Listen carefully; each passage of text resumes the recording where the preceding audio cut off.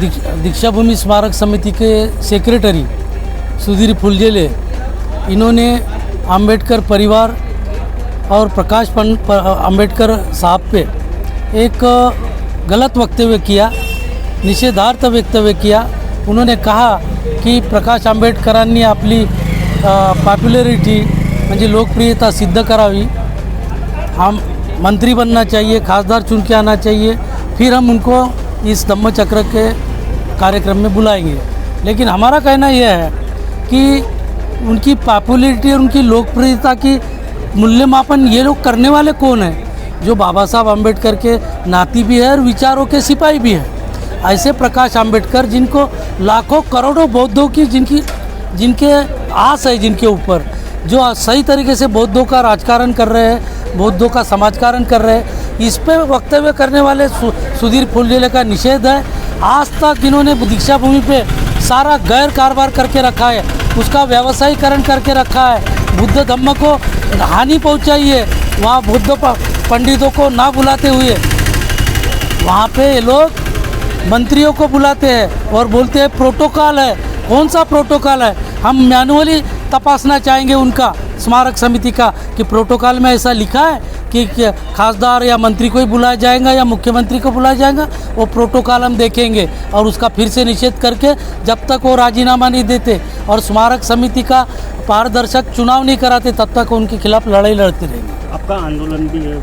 8 तारीख को इनके खिलाफ पहला आंदोलन हमारा होने जा रहा है। दीक्षाभूमि के गेट पे नारे निदर्शन है, उसका निषेध किया जाएगा, स्मारक समिति को जगाया जाएगा और बौद्ध धम्म के रास्ते पे लाके उनको बताया, उनको रास्ता बताया जाएगा।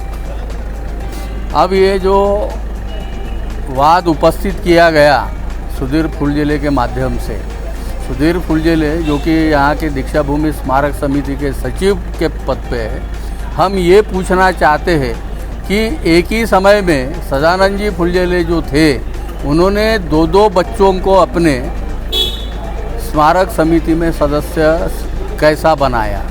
और दूसरी बात है कि वो दीक्षाभूमि का परिसर वो एक धम्म की जगह है, धम्म के लिए वापर होना चाहिए वहाँ, तो उसका व्यापारीकरण करके वो खुद पैसे कमाने का काम कर रहे हैं। और इनको क्या हक पहुँचता है कि श्रद्धेय बाबा साहब आम्बेडकर के ऊपर इन लोग तंग कसेंगे और कहेंगे कि आप अपनी लोकप्रियता सिद्ध करो। अरे डॉक्टर बाबा साहब आम्बेडकर को और उनके कुटुंब को लोकप्रियता सिद्ध करने की कोई आवश्यकता नहीं है। पूरी दुनिया में पूरा विश्व आज डॉक्टर बाबा साहब आम्बेडकर के लिए जाना जाता है, उन पर रिसर्च करता है और तमाम बुद्धिस्ट जनता उसके पीछे में है। तो जो हमारे बाबा साहब आम्बेडकर है, आंदोलन भी है कब? हमारा आंदोलन 8 अक्टूबर को है दीक्षाभूमि के गेट के सामने में। और वो आंदोलन में हम जो ये स्मारक समिति के अध्यक्ष है उनसे भी पूछा जाएगा कि आपकी ये जो आपका जो सुधीर फुलझेले सचिव है स्मारक समिति का, उसको आपने परवानगी दी थी क्या ये ऐसी बात करने के लिए? अगर दी होंगी और अगर मुकसम्मति भी होगी तो आपको इस पद से राजीनामा देना चाहिए और सब बर्खास्त करना चाहिए। और दूसरी बात, जो बायलॉज है, घटना जो है इनकी, ये स्मारक समिति की घटना जो है वो घटना में लिखा होगा कि हर 5 साल के बाद में इनका चुनाव हो, इनका इलेक्शन हो और इलेक्शन के बाद में जो सिद्ध मतलब जो काबिल इंसान है उस पद के लिए उनका वहाँ नियुक्ति करो। इसी बात के साथ में हमारा आंदोलन 8 तारीख को है और मैं सभी बौद्ध बांधवों से अनुरोध करता हूँ कि वो भी ये आंदोलन में शरीक होए और इनको जवाब पूछे कि इन्होंने ऐसा क्यों किया। और आज तक के जो करते हुए इसके पहले भी नागपुर में स्मारक समिति में आंदोलन नहीं हुए, ऐसी बात नहीं है, मगर आज वो दिन आ गया है कि आप बाबा साहब आम्बेडकर के ऊपर में आप तंज कस रहे हो।